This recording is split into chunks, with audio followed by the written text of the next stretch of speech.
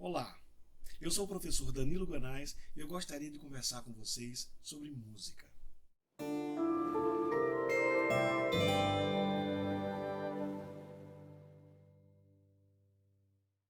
Toda pessoa que estuda música seriamente precisa conhecer como funciona uma partitura, que é aquele conjunto de símbolos que demonstra que a música é uma linguagem. É uma linguagem que vai muito além das outras linguagens que o ser humano desenvolveu para interagir com o planeta em sua diversidade. E você sabe por quê? Porque ela lida com o som, um elemento abstrato que não tem cor, sabor, forma, cheiro, não é duro, nem macio, nem áspero, não é feito de pedra, de papel ou de metal. O som existe e nos afeta, mas a gente não pode tocar nele, nem saber seu tamanho, o volume, o peso. O som não fica velho e nem perde a validade, nem apodrece. E ele só morre no tempo, quando a gente esquece que ele existiu. Mas quando ele se combina com outros sons, com equilíbrio, criatividade e sentimento, a combinação é capaz de emocionar, de motivar, de unir, representar o que a gente é. E aí a mágica acontece. A música, na sua incapacidade abstrata de representar qualquer coisa concreta e palpável, ela adquire o poder descomunal de representar tudo. A mais simples música é capaz de despertar um universo de sentimentos e sensações diferentes nas pessoas. E esse poder assustou um número imenso de intelectuais e pensadores que insistiram em não reconhecer na música uma linguagem, tentando perceber, talvez, em suas estruturas absolutamente peculiares, algo parecido com a prisão que o sentido das palavras impõe à poesia e ao diálogo, ou algo parecido com a finitude dos materiais empregados nas artes plásticas, na arquitetura e no cinema, ou ainda com o rigor quase inflexível dos conceitos da matemática, da física, da química. No entanto, mesmo não possuindo um sentido intrínseco, realidade material ou rigor científico, a música é uma linguagem.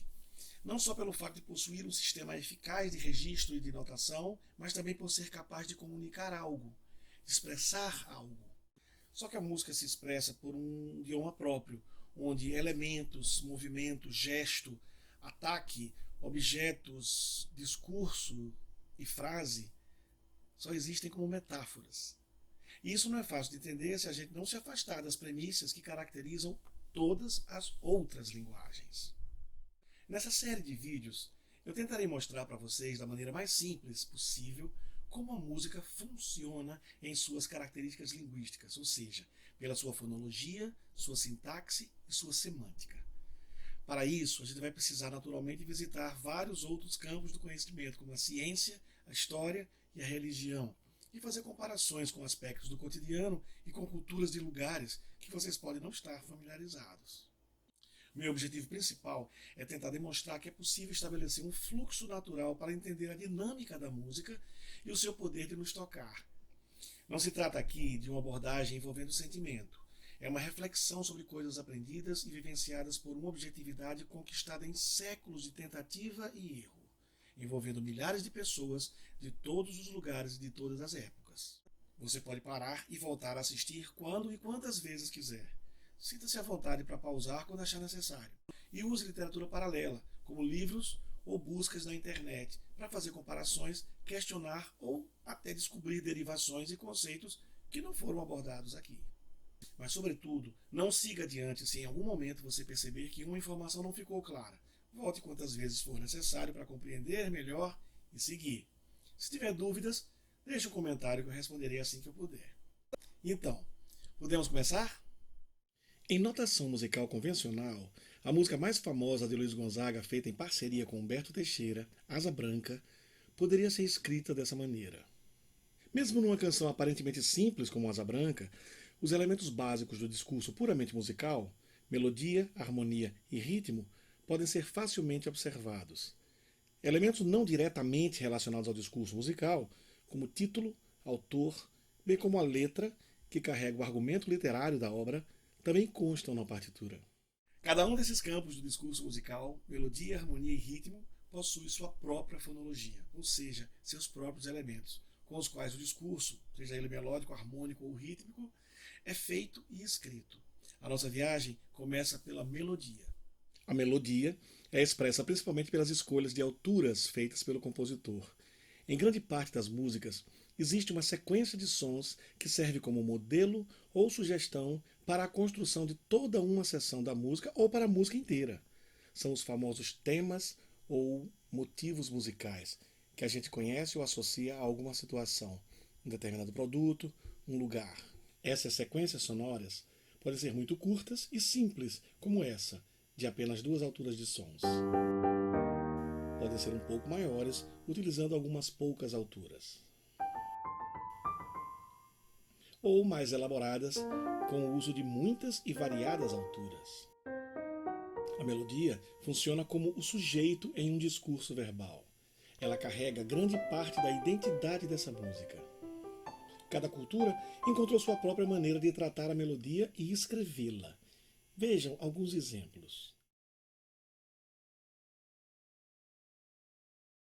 Mas independente de onde estejamos em nosso planeta, toda a teoria das alturas parte de um fenômeno natural que o ser humano adaptou ao discurso musical.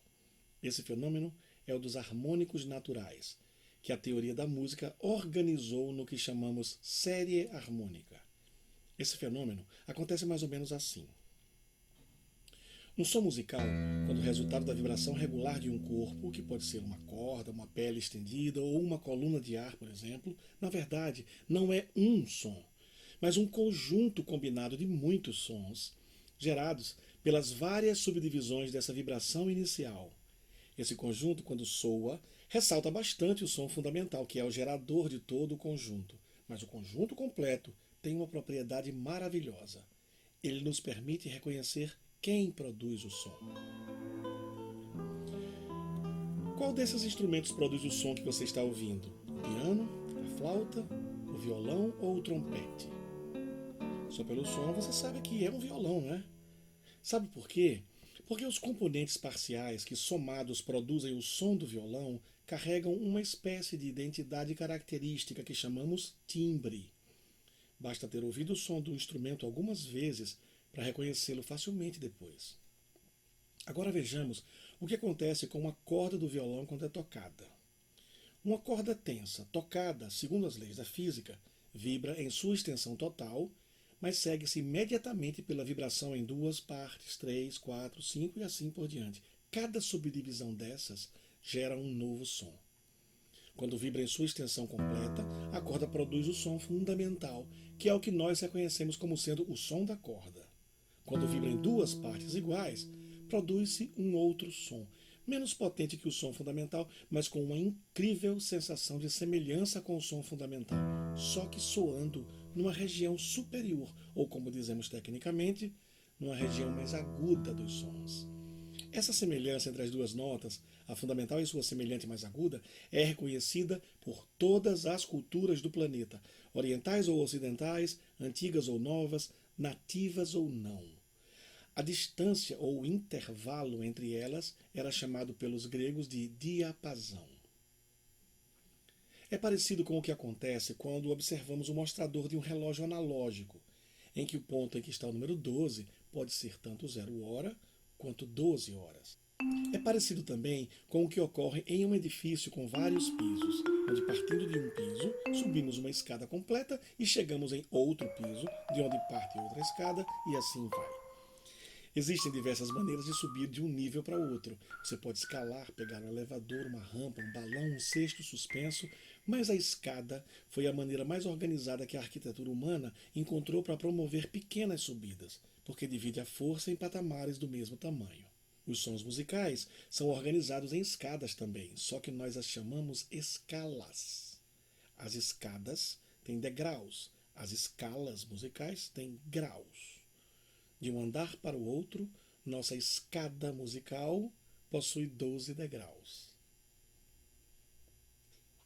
Os gregos nomearam o primeiro grau de sua escala com a primeira letra que usavam, alfa, que corresponde ao A em nosso alfabeto. Esse primeiro grau, como vimos, gera outro ponto de partida no andar de cima, mais agudo, que depois os teóricos da Idade Média resolveram chamar de A também, só que minúsculo, para diferenciar do som gerador da região inferior, ou como dizemos tecnicamente, da região mais grave. Essa tentativa de escrever o som usando letras chamou-se notação alfabética. A corda do nosso violão, no entanto, não divide sua extensão apenas em duas metades, como vimos.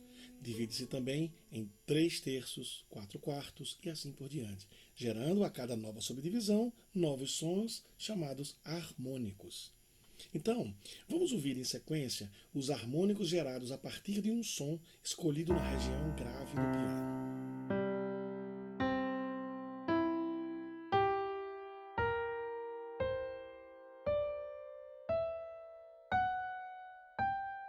Perceba que quanto menor o pedaço de corda que vibra, mais agudo é o som parcial que é gerado.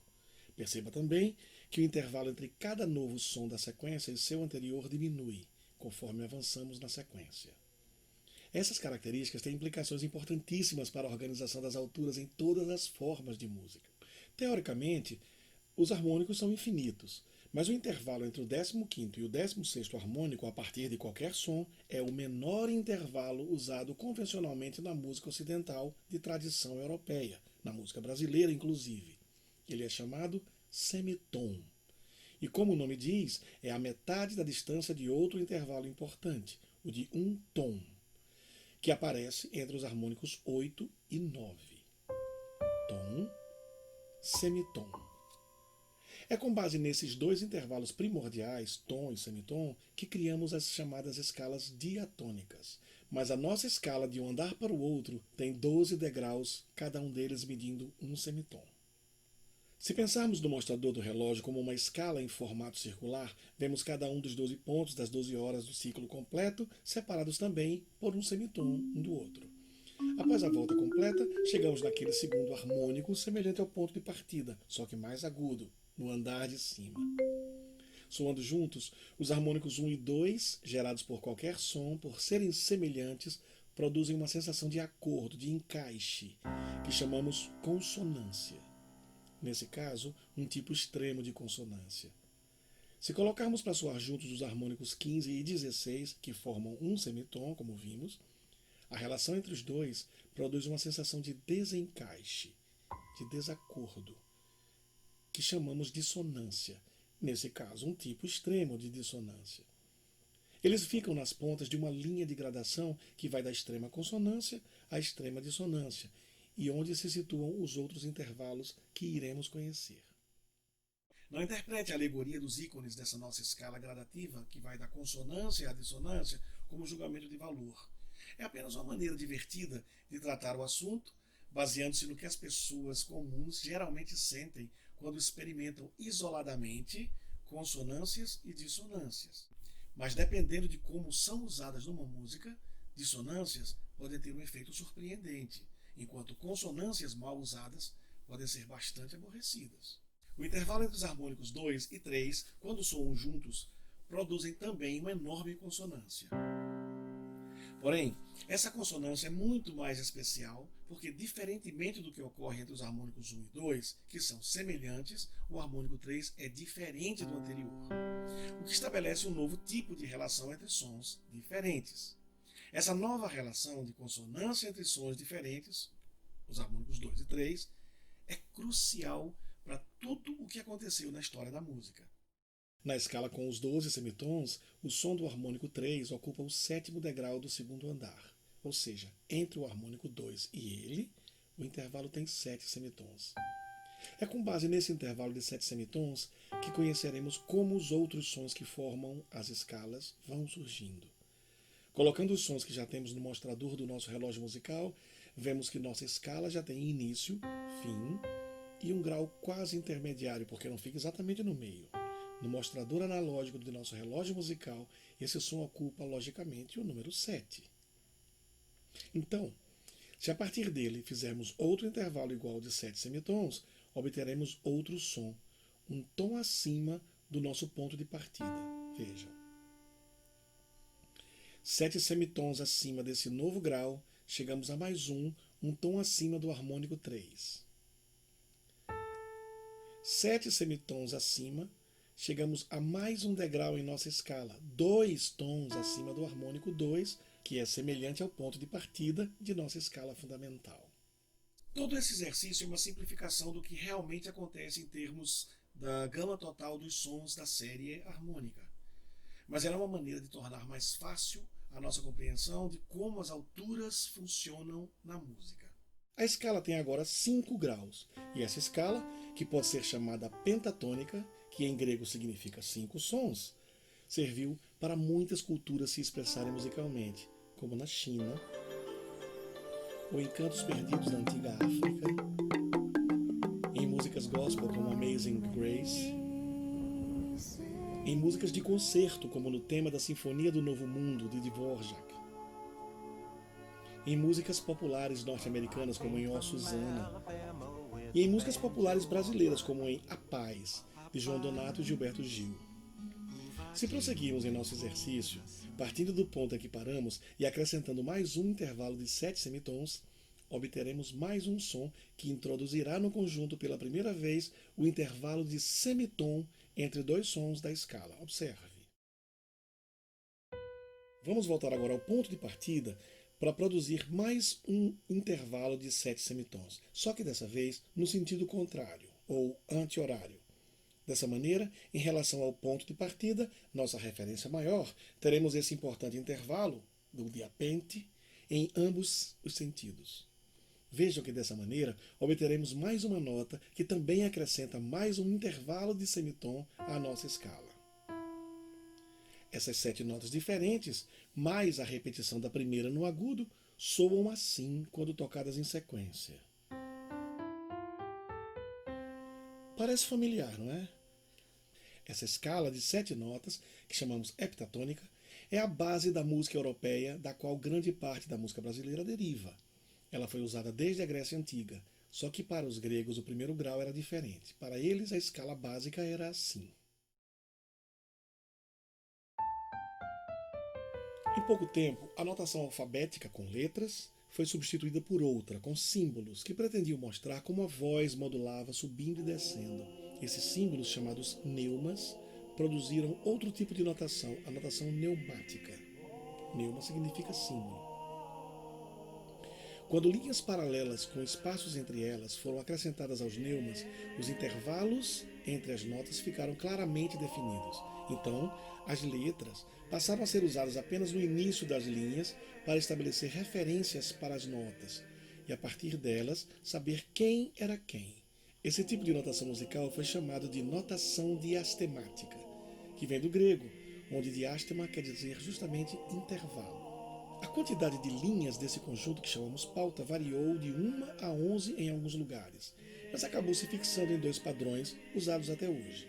O tetragrama, de 4 linhas, usado em músicas específicas da liturgia da Igreja Católica, e o pentagrama, de 5 linhas, usado nas outras músicas. Se for necessário extrapolar os limites da pauta, linhas e espaços suplementares podem ser acrescentados. Linhas e espaços na pauta são contados sempre de baixo para cima. Se forem suplementares, são contados a partir da pauta sempre. Foi um monge italiano, Guido d'Arezzo, que deu nome às notas. Ele percebeu que no hino a São João Batista, Ut Queant Laxis, cada verso começava em uma das notas da escala em sequência. Ele teve a brilhante ideia de usar a sílaba inicial das palavras desses versos nos sons correspondentes, criando assim os nomes das primeiras 6 notas musicais: Ut, Ré, Mi, Fá, Sol e Lá. Na época de Guido, elas eram cantadas por um método chamado solmização, que só conhecia um semitom, Mi, Fá. Então, para cantar qualquer outro semitom, quem faz solmização desloca o conjunto Ut, Ré, Mi, Fá para outro ponto, de maneira a coincidir sempre qualquer semitom a ser cantado com os nomes Mi e Fá. Assim. Ut, Ré, Mi, Fá, Ut, Ré, Mi, Fá. Perceberam que o Sol passou a ser chamado de Ut? Pois é. Na época de Guido d'Arezzo, as notas podiam mudar de nome. O nome completo de uma nota era dado pela associação dos nomes que ela poderia assumir. O nome completo do Sol, por exemplo, é G-Sol Ré Ut. De G, seu nome antigo, Sol, seu nome dado pelo monge italiano, e Ré mais Ut, os outros nomes que ela poderia assumir. O Si foi criado depois, juntando-se o S de São e o I, que é como se pronuncia o J de João em latim. Posteriormente, o Ut foi mudado para Dó, que era mais fácil de pronunciar. Em nossa teoria ocidental, essas notas musicais são chamadas naturais, e na maioria dos lugares, atualmente, usa-se um processo mais simples e direto de cantar, chamado solfejo, em que, basicamente, cada nota tem seu próprio lugar. Agora que as notas já têm seus próprios nomes, a gente pode estabelecer novos conceitos. Quando a melodia se desloca por notas vizinhas, dizemos que ela usa graus conjuntos. Quando faz saltos, pulando uma ou mais notas, dizemos que ela está usando graus disjuntos. Os neumas, então, foram simplificados e adquiriram formas quadradas para a escrita em tetragrama e arredondada para a escrita em pentagrama. Eles deixaram também de expressar inflexões da voz, que subia e descia, e passaram a representar principalmente as notas musicais. As letras C, F e G, as mais utilizadas no início das pautas como referência, tiveram seus desenhos modificados com o passar dos séculos e se transformaram, respectivamente, nas claves de Dó, Fá e Sol. Então, no pentagrama, temos hoje as claves de Sol, utilizada na segunda linha, a de Fá na quarta linha e duas posições para a clave de Dó, na terceira ou na quarta linha. Existem outras posições para essas claves, mas não são usadas com tanta frequência. A clave de Sol passou a ser usada principalmente para grafar notas na região aguda dos sons, enquanto a clave de Fá destinou-se à grafia das notas graves principalmente. A clave de Dó, hoje a menos usada, situa-se entre as duas. Isso cria uma espécie de escala geral, um sistema capaz de dar endereço específico a todas as notas que usamos. Como temos vários Dós, por exemplo, cada um deles adquire um índice, um número, que vale para todas as outras notas entre ele e o próximo Dó. Esse Dó entre as pautas das claves de Sol e Fá, ou seja, o Dó da clave de Dó, por estar no centro do conjunto, recebeu o nome de Dó central. O Dó mais grave mostrado nesse esquema, na segunda linha suplementar inferior da clave de Fá, não é o Dó mais grave que usamos na música. Existem mais dois abaixo dele. Mas por ser o mais grave que a voz humana é capaz de emitir, recebeu o número 1 em tradições musicais como a italiana, a francesa e a portuguesa, que chamaram o Dó abaixo daquele de Dó menos 1, e o abaixo do Dó menos 1, Dó menos 2, o mais grave de todos. Já as tradições musicais de origem anglo-saxônicas, como as dos Estados Unidos, da Alemanha e da Inglaterra, ainda usam letras para designar as notas musicais. O A é o Lá, o B é Si, o C é Dó e etc. Então, o Dó mais grave para eles é chamado de C0, ficando o Dó central numerado como C4. Então, enquanto nossa tradição chama o Dó central de Dó3, nos Estados Unidos, ele é chamado C4. Mas o mais importante é saber que acima do Dó3, independente de onde ele esteja, teremos o Ré3, o Mi3, o Fá3, o Sol3, o Lá3 e o Si3. Aí chegamos ao Dó4, que se segue com Ré4, Mi4 e assim por diante. Esses foram os elementos básicos da escrita das alturas musicais.